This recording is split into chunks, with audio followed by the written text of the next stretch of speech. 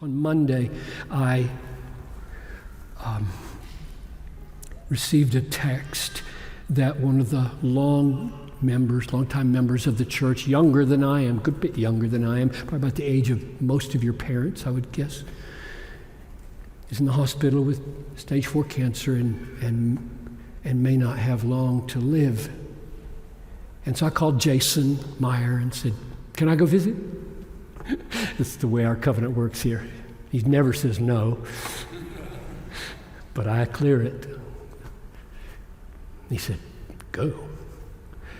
And I drove down to Abbott here, parked on Chicago, where I always park for 38 years. I know secret parking places. And I walked in, opened oncology, room 3968. And when the nurses came out, I walked in. She smiled real big. And I sat down, and you know what we did for 15 minutes? We boasted in the hope of the glory of God. We're not pulling any punches here. You're going to die, and I'm going to die. You're sick. I might be sick. No games here. Let's get ready. Let's talk about it.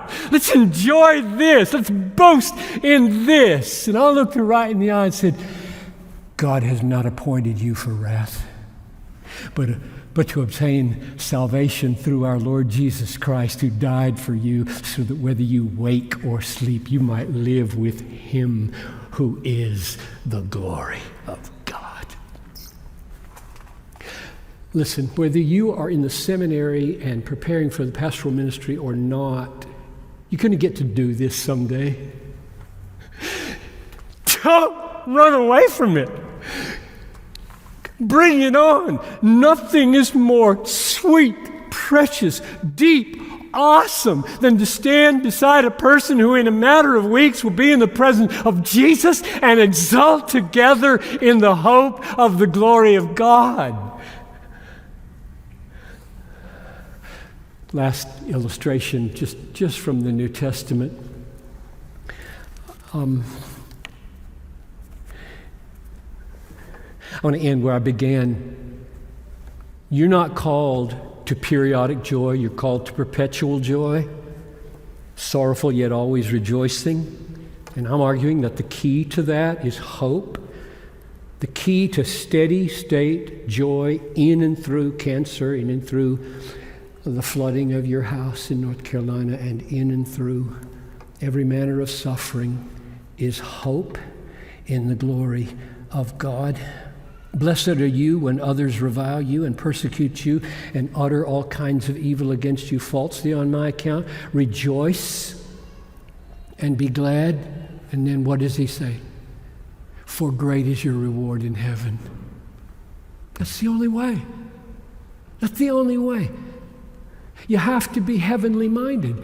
You have to love the glory of God coming to you in a matter of weeks or years, more than you love everything in this world, more than you love making A's on tests or getting married or being healthy. Which means, in closing, that hope in the glory of God is the key to loving people and feeling compassionate for people, even when it may cost you your life. Hebrews 10:34. You had compassion on those in prison. Where'd that come from? You had compassion on those in prison, and you joyfully accepted the plundering of your property. You didn't just endure the plundering of your property. You joyfully accepted the plundering of your property because you've been identified with those rascal Christians who are in prison. How did you do that? How did you do that? How do you get joy while they are burning your house down? Since you knew that you yourselves had a better possession and an abiding one. Infinitely better, infinitely lasting, the all-satisfying glory of God.